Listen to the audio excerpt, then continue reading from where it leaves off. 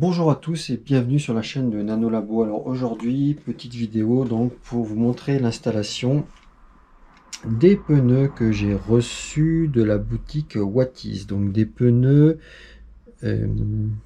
comment on dit, Yuancheng. Je pense que vous pouvez voir par vous-même la marque. Je sais pas, c'est Xuancheng en fait. Il y a un X. Donc je remercie la boutique Watis de m'avoir envoyé ces pneus. Je vous rappelle qu'on a un code promo Nanolabo qui vous permet d'avoir 10% sur votre commande. Donc n'hésitez pas, si vous voulez commander ces pneus ou d'autres pièces, à utiliser ce code promotion. Et on attaque tout de suite. Donc pour changer les pneus, je vais vous montrer sur le pneu avant parce que c'est le plus dur. Parce qu'il y a le câble qui gêne. Alors petit aparté, quand on monte des pneus 10 pouces, bien sûr il faut prendre aussi le kit 10 pouces. Donc ce kit 10 pouces, il se compose comme ça. On a une cale pour la béquille, une cale pour le garde-boue arrière. Ensuite on a une rallonge pour le feu du garde-boue arrière. Des vis plus longs du coup pour le garde-boue arrière. Et on a aussi les deux vis plus longs, donc l'autre il est tombé, pour la béquille. À savoir que ce kit est obligatoire parce que sinon vos pneus vont frotter sur votre garde-boue. Donc moi dans la vidéo que vous allez voir devant ce n'est pas le cas parce que j'ai un amortisseur monorim qui a une garde beaucoup plus haute. Donc je n'ai pas eu à faire ces modifications. À savoir que sur le garde-boue avant, on a juste le pneu passe sans mettre de cale ou quoi que ce soit. Il faut juste généralement remplacer la vis ou limer un peu la vis qui tient le garde-boue parce que la tête est trop haute. Sinon pour tout le reste, je vais vous faire une vidéo comment monter le kit de réhausse pour tout rehausser pour que les roues passent. Mais je le ferai sur la vidéo du montage en 10 pouces de la roue arrière. Donc comment moi je fais? Alors déjà on défait les autocollants qu'il y a sur les caches écrous. Donc pour ça on prend un petit truc pointu, on enlève l'autocollant. On le met bien de côté, on fait attention de pas ce qu'il prenne la poussière, parce qu'après on va le recoller. On prend une petite clé Allen,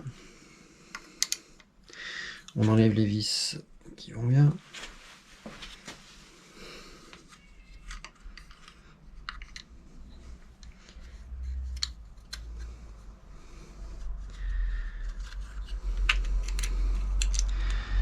Et on enlève le cache. On fait pareil à l'arrière.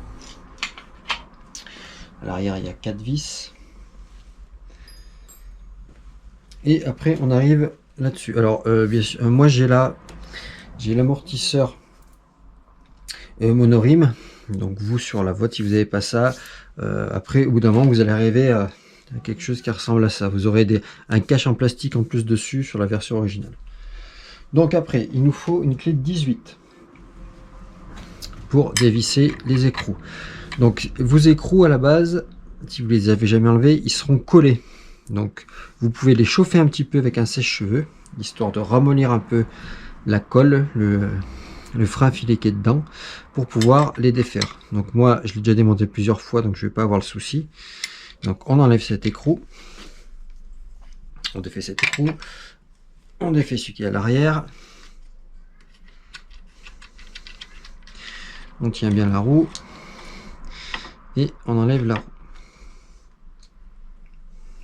Alors, moi à partir de là, j'utilise un vieux pneu pour poser ma roue. Je vais vous expliquer pourquoi. Je vais recentrer la caméra. Bougez pas, je vous reprends dans un petit moment. Donc voilà, de retour sur le moteur. Donc comme je vous disais, moi j'utilise un pneu, un vieux pneu que j'ai, pour en fait bloquer mon moteur et surtout pour pouvoir le retourner comme ça sans abîmer le câble. Il faut surtout pas forcer sur ce câble. Si vous le mettez à plat, vous allez forcer dessus parce que pour démonter ce pneu c'est un peu dur et du coup vous risquez d'abîmer le câble. Donc moi j'utilise un pneu ou après vous pouvez utiliser autre chose, quelque chose de mou, mais surtout ne jamais appuyer sur ce câble. Alors ensuite, comment je fais moi? Alors déjà, j'enlève le petit bouchon, je fais partir l'air bien sûr.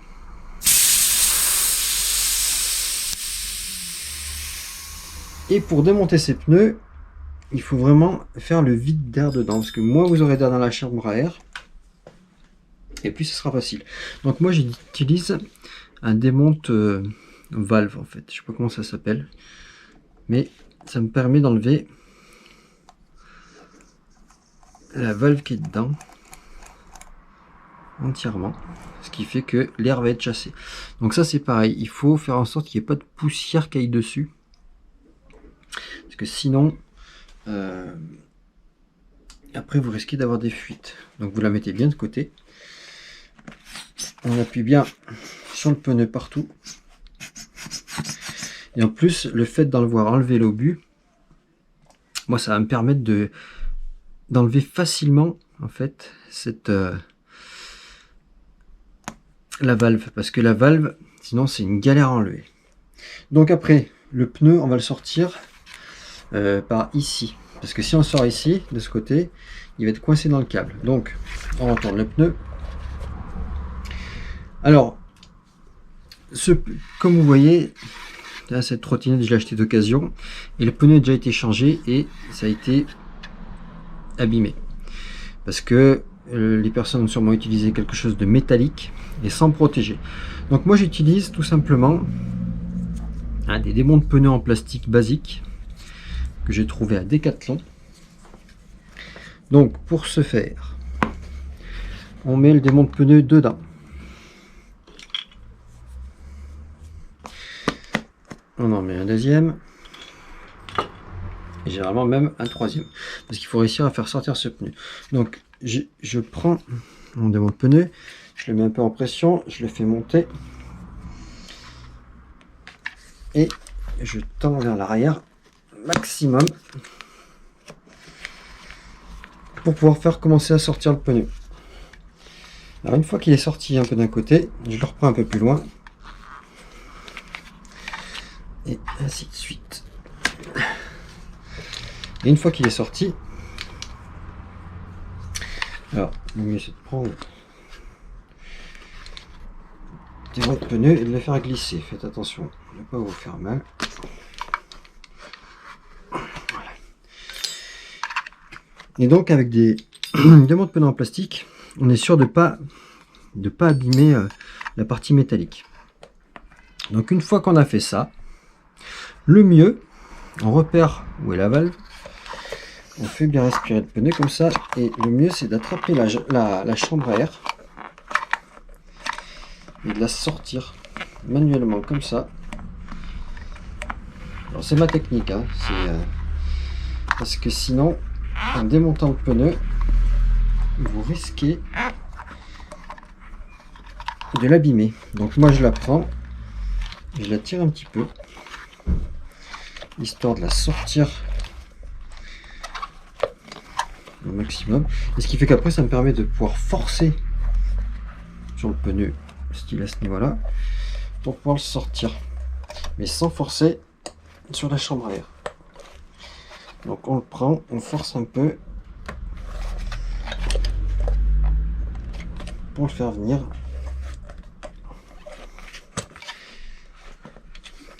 Et on sort le pneu. Voilà. Donc ce pneu, on l'enlève. La chambre à air. Toute une histoire pour sortir cette chambre à air. Parce que votre valve est bloquée dedans.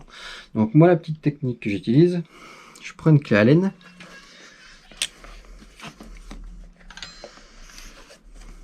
Alors la technique n'est pas de moi, je l'avais vu sur YouTube, mais je serais incapable de vous dire sur quelle chaîne. mais c'est très efficace. Je mets ma clé Allen dedans et sans trop forcer, je la fais bouger. Enfin, je la fais suivre en fait le mouvement pour pouvoir la sortir.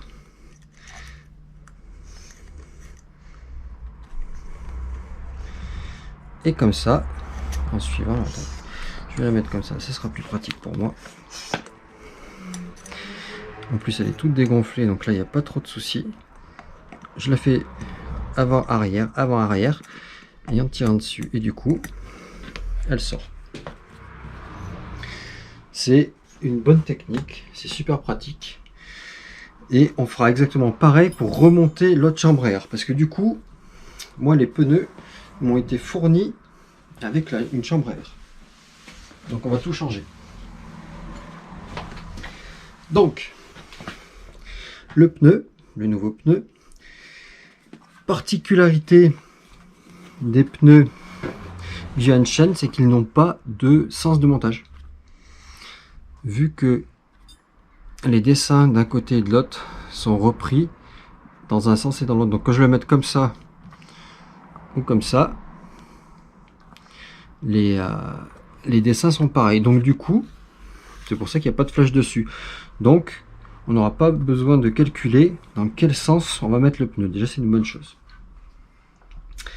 Pour la chambre à air, la petite astuce. Il suffit, quand vous recevez une chambre à air, en théorie, la valve n'est pas centrée pile sur la chambre à air. Donc je vous explique. Je récupère ma pompe et je vous montre ça. Donc en fait, la petite astuce, c'est de gonfler légèrement déjà la chambre à air pour voir dans quel sens est la valve. Donc,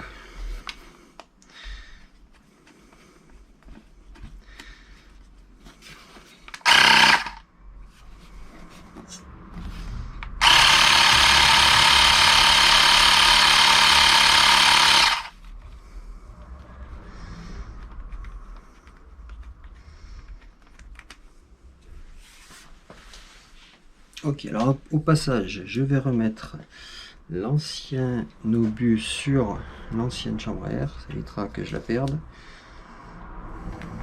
On fait ça en direct. Ok. Donc, je regarde en fait ma chambre à air. Et là, je m'aperçois que la valve est légèrement penchée sur un côté. Donc, elle penche en fait comme ça. Vous ne le voyez pas, je ne sais pas comment vous le montrer à la caméra, mais je peux vous dire qu'elle penche plus dans ce sens. Donc ça veut dire qu'en fait, ma valve est conçue pour aller dans ce sens-là, vu que là, le trou, il est un peu oblique aussi. Donc du coup, je sais que c'est dans ce sens-là. Alors, là pareil, j'enlève mon obus.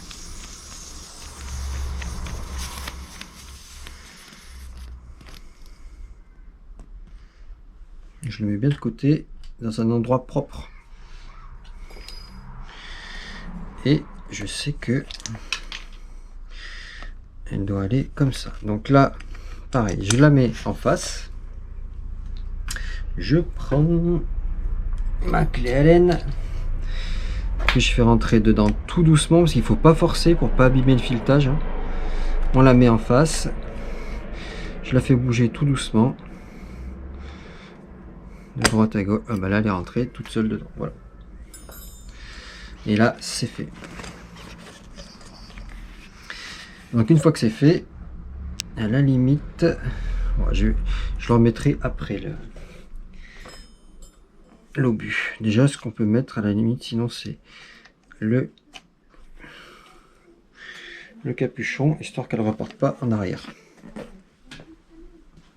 Ensuite, moi, pour faciliter le montage, je vous montre. Je prends de la graisse que je mets tout le long de ma roue.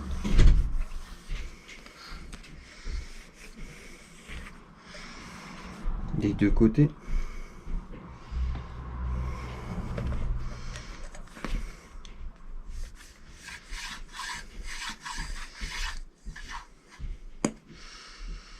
Je vois qu'il y a un un petit accroc ici qui pourrait crever. Donc ça, il va falloir que je le lime. La personne avant avait forcé avec quelque chose.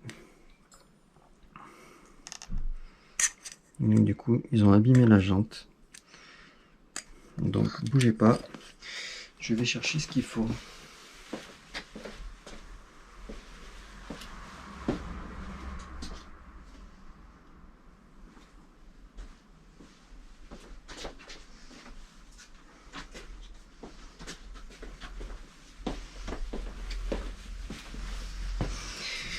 Donc, ça se trouve où?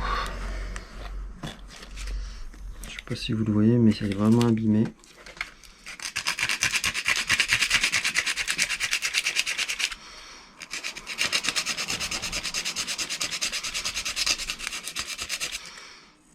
Voilà.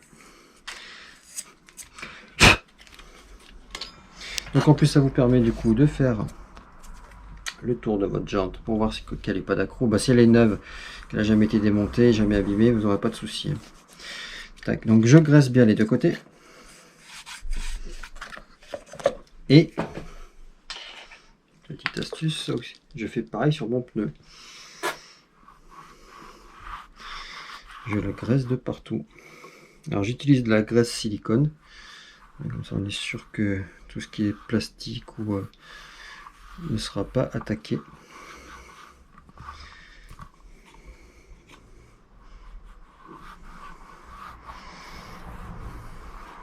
Voilà. Et du coup, après, on prend notre moteur,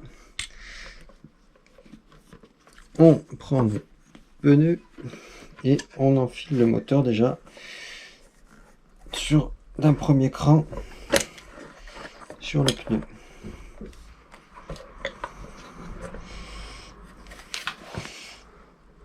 Tac.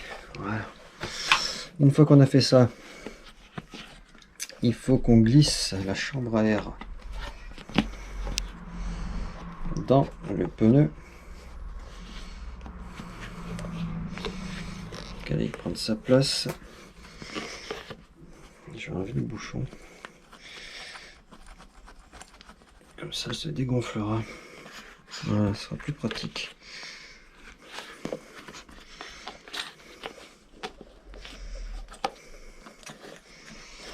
Donc il faut bien qu'elle rentre dedans. Faites attention qu'elle ne se plie pas trop.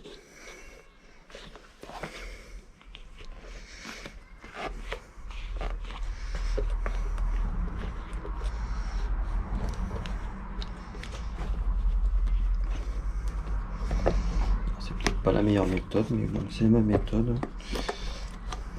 Ça fonctionne. J'ai déjà changé des pneus.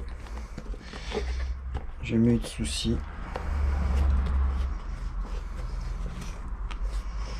Donc on fait en sorte que toute la chambre à air se mette dans le pneu.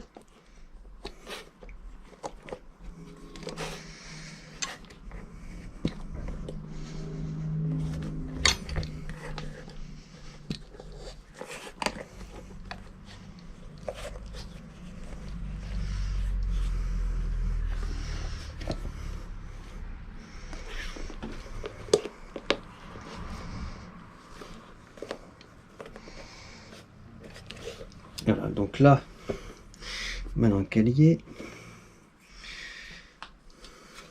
on peut remettre un peu l'obus.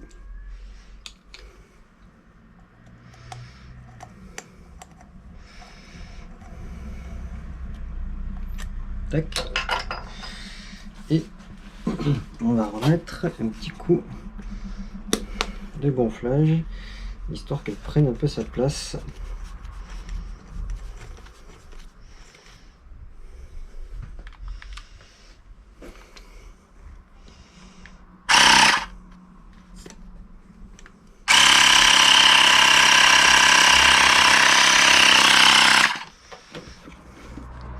Dans le pneu.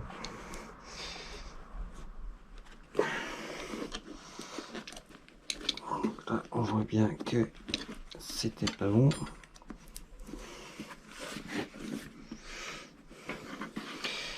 C'est au niveau Voilà, là c'est bon.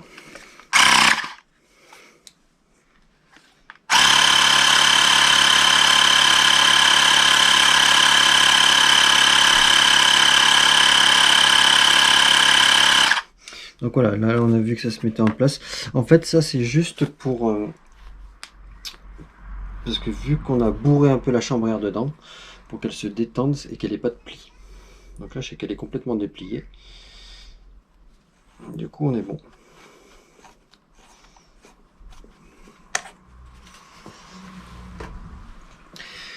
Donc voilà, ensuite, on dégonfle à fond. Le mieux, ça serait même d'enlever l'obus, je pense. On va sûrement y arriver. Après, on prend notre pneu, on le fait glisser sur un côté comme ça. Et là, la technique, le pire, c'est que on prend aux extrémités comme ça.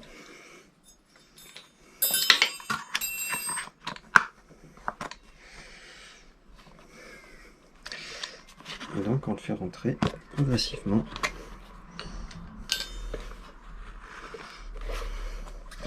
Il va y aller. La graisse va nous aider.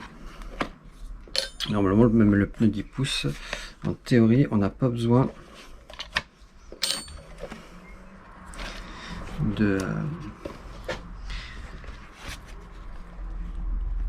démon de pneu pour le remettre. Il va se mettre tout seul. Je sais pas comment vous le montrer à la caméra. Bon, tant pis, je vous le montre pas. Je vais sortir le pneu et je le rentre petit à petit.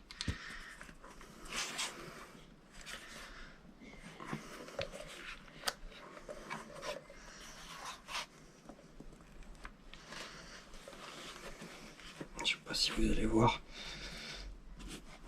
Petit à petit, on fait rentrer.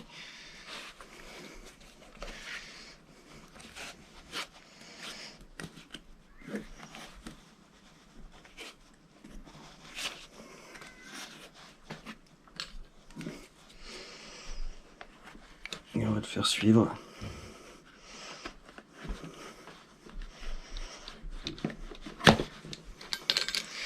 Et là, il est rentré. Alors, les pneus 10 pouces, c'est un peu plus facile que les pneus que les petits pneus. Donc voilà, le pneu est en place.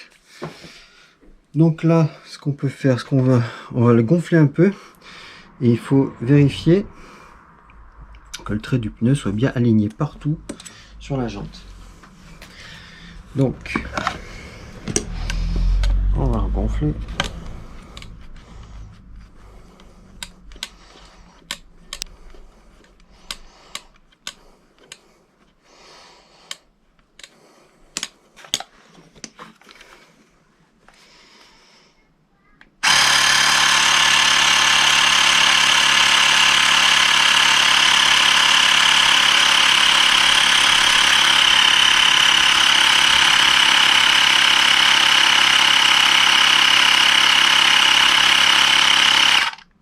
Je mets à peu près un bar et je vérifie. Moi j'ai de la chance, bon, ils s'alignent bien. Ils sont parfaits ces pneus.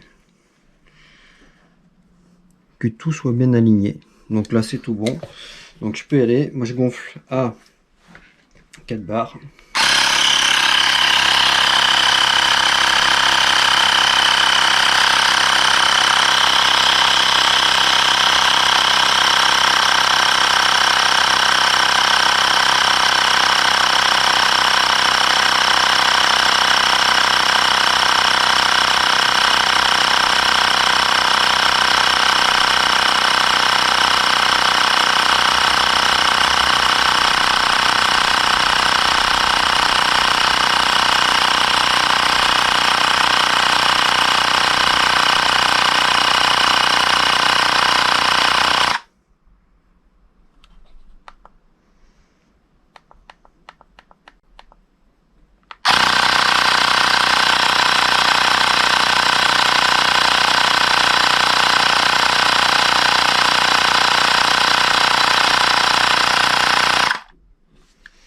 Hop, voilà, c'est gonflé à 4 bars.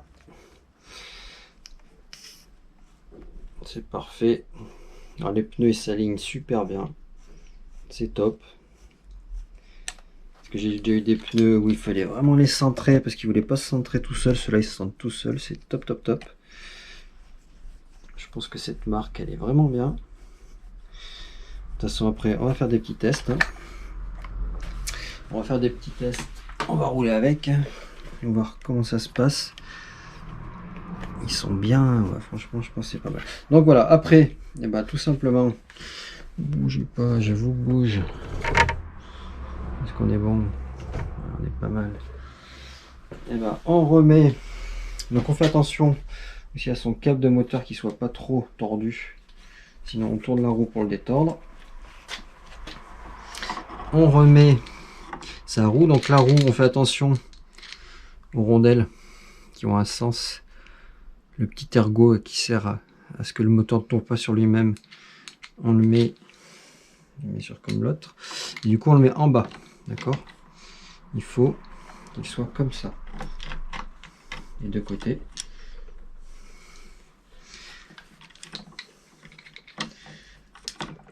On insère le pneu.